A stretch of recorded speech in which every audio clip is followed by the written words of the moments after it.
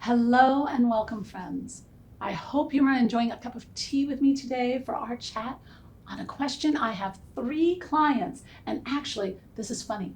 The saleswoman at the Whole Foods also pulled me aside. She had read my books and wanted to ask me this same burning question. So, of course, I wanted to share my answers with all of you. This question that keeps repeating, that just keeps bubbling up for people no matter how much they try to ignore it. Actually, I think ignoring it is making it louder and louder until they reach out to me through the comments or direct message. They ask me how to find the right spiritual path. This question is seemingly so complex because it sounds like you need to research and study all of the religions and dogmas and cultural spiritual practices to know them all before you decide. Imagine if the whole world had to do that before they could simply believe in themselves. It's just so easy for the inner critic, that trickster ego, trying to hold on to illusions of you as a victim of circumstance. Thoughts like these are merely the inner critic's system to control you and keep you small, to tell you mean things like, spiritual paths are for religious leaders, not for you. You are a beginner. It's not true. The refrain that a higher spiritual path is somehow not for you is just another classic way the inner critic keeps you putting everyone else's needs before your own and keeps you stuck right where you are. Don't give the inner critic such authority. Einstein said, blind belief in authority's the greatest enemy to truth. And whenever I think of that quote, I think of how clever the inner critic is. For what other authority has so much influence over us than the inner critic? Sometimes we let the inner critic dictate our whole day, keeping us from the truth until we find ourselves so upset, uncomfortable, so undone that we start to question, how did I get here? Is this all there is for me? Isn't there more in this life for me? Have you been down that dark spiral before? It's no fun. We all have. For more on the inner critic and how to get out of that dark spiral of self-doubts and stay true to yourself, I'll provide you with a link to the 7-day reset to inner peace here.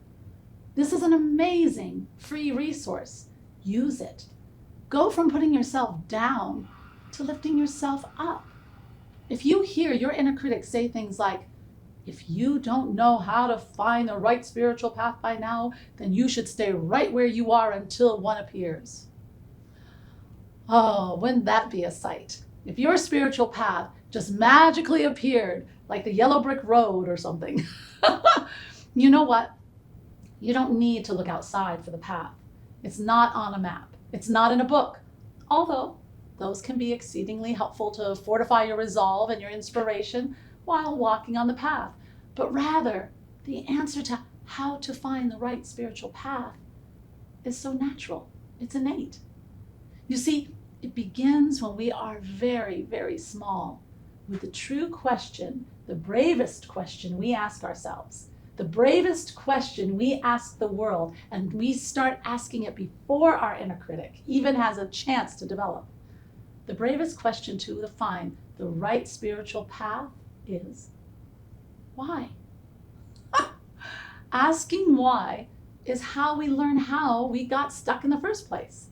Asking why is how we learn the motivations behind other people's actions, how we learn the motivations behind our own actions.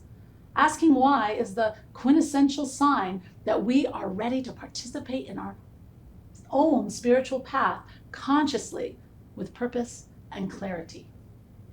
When we ask the bravest question, we can ask, why? The answers always deliver. Our because, and because is the language of the spiritual law of cause and effect.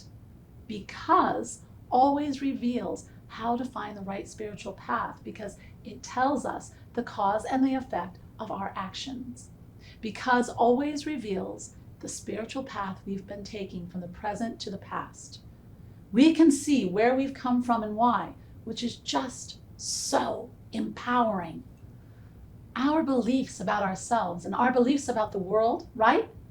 If we ask, why did I turn down that opportunity to co-author that book with my mentor, and our answer is, because I didn't have the time, we have revealed to ourselves that the way we are currently filing all our time is prioritized over writing that book. If this makes us feel uncomfortable, this is actually another benefit of asking why. Because our answers always reveal the truth under the spirit squelching fictions the inner critic weaves for us in our minds, and how it traps us into a mind rut, a prison of identity. Let's take a common one I work through with my coaching clients. Many ask, why do I feel I'm worthy more than being a wife and a mother? And they answer, because, and fill in their personal answer. They just, like you will find out, it always reveals not only how to find the right spiritual path, but how to get you back on your spiritual path anytime you falter off it. Okay, so the next time you're feeling like your boat is being rocked, you find yourself saying, is this all there is? Am I just destined to do the same thing for the rest of my life? Take a deep, cleansing breath. Sit in a quiet, comfortable place. Maybe pour yourself your favorite tea. Treat yourself as well as you would treat a best friend whose world seems to be crashing down around them. Really get yourself into a quiet, calm space. Begin with asking yourself that all-important question. Why? Let's take an example of something wonderful that happened, like going on to a meeting and just killing it. Why did I walk into that meeting and feel like I owned the place? Why did I feel I knew exactly what to say and how to communicate my needs? Why? And the answer will reveal the beliefs that led to your feelings of confidence and purpose. Perhaps because you were prepared. Perhaps your answers is because I love this stuff and I wish I could do it every day. Perhaps your answer is because I took that public speaking class in college. I love that class. I should take another one. You see, the answer to the bravest question, why, also always reveals our beliefs. The really big game of this delicious game of life is to ask why and listen deeply to your because. Your cause and effect is your rudder. You see? The rudder is that part of the boat that's like that flat piece hinge to the boat, but it's vertical in the water, used for steering the boat within the changing currents, like a rudder. Your why is the question that rights your boat when the current sways you off your spiritual path. When you think of your spiritual path as your soul manifesto, and how all that you do either keeps you on your highest spiritual path or pulls you off your spiritual path, you can see the power of the question why gets you past that nagging question, how to find the right spiritual path, and merely rights your boat and keeps you on your spiritual path. Many of you watching this right now might be finding yourself in that place of searching outside yourself to find your right spiritual path. And I want to say that it's actually a very good place to be, because now you can ask yourself why you are feeling like you're off your path. And you can use the answers to your why question to right your boat. Use why as your rudder. Steer your boat to stay on your path on inner peace and living your soul's manifesto. Remember that spirit is on your side. And how to find your right spiritual path is as easy as looking at what's working, at what's bringing you inner peace. And there will be a guidance available for you when you need to right your boat and express life through your soul's manifesto. Thank you so much for being a part of the Soul Manifesto community. To learn more about how to override the inner critic and get yourself back onto your spiritual path, click the link I provided for you. Let it be an easy guide to bring you back to inner peace, creativity, and living the life your soul manifested to live. Because love is spirit, and spirit is love, my friends. Namaste. Thanks for watching. Don't miss out on a single thing. Subscribe below. And here's something else I think you'll enjoy.